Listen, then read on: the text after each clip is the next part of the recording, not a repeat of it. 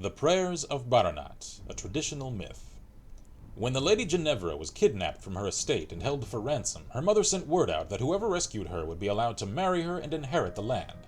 Unfortunately, in those troubled days, kidnappings, murders, and thievery were rampant, and there was a dearth of able-bodied adventurers for such assignments.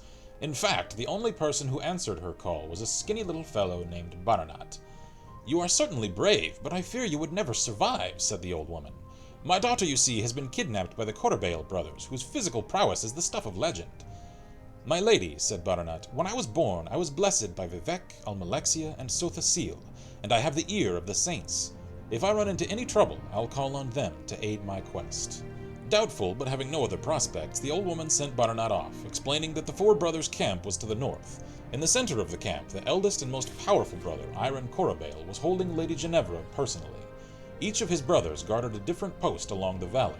Baranat would have to defeat each to rescue the lady. Baranat rode many miles through the northern swamps before he came to the first of the brothers' guard posts. There he saw Vanis Corabale, the youngest of the brothers, watching the valley for intruders.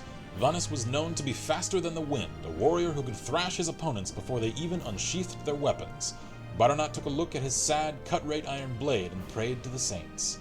Saint Veloth the Pilgrim appeared before Baranat in shining robes and smiled upon him. "Baranat, put down your blade, and I will make you swifter than bolt of lightning." Baranat dropped his blade and ran at Vanis, moving so fast he didn't rustle a leaf with his pace. In a flash, Vanis was dead by Baranat's hands. The adventurer continued on until he reached the second youngest Corabale brother, Farron, who not only was as fast as Vanis, but so strong he could rip a trauma shrub up by the roots with 2 fingers. Baranat hid himself and trembled as he looked at the giant Farron Corabale.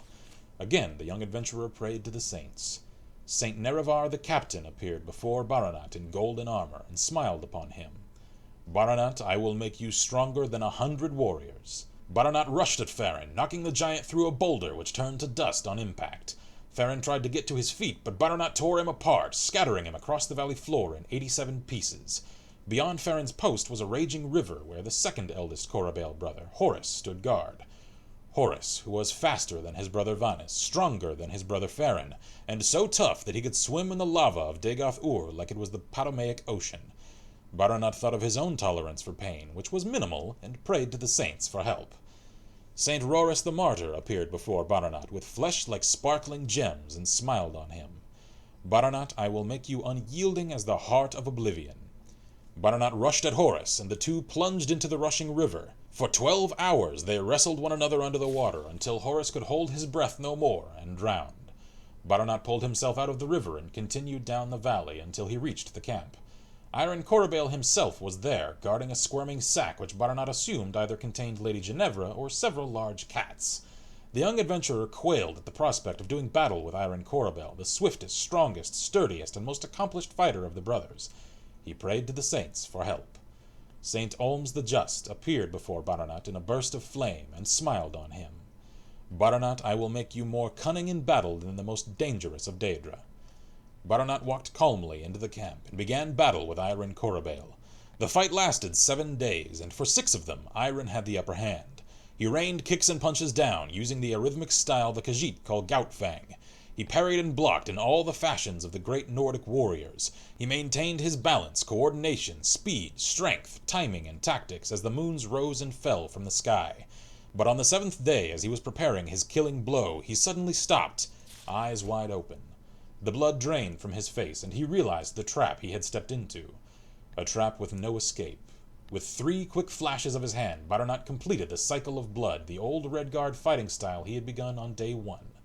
Iron Corabale breathed no more. The young adventurer ran to open the sack where Lady Ginevra lay. His first surprise. She had a face like a dragon, and as she began to berate him for taking his time, he realized that she had a very, very, very unpleasant personality as well. Several days later, when they were back at the old woman's court, he discovered that the estate he would be inheriting was utterly dissolute by decades of blight storms and poor crops. Saint Dalen the Wise watched the young adventurer from a cloud in the sky and smiled on him. "Baranat, before you fight, find out what you're fighting for."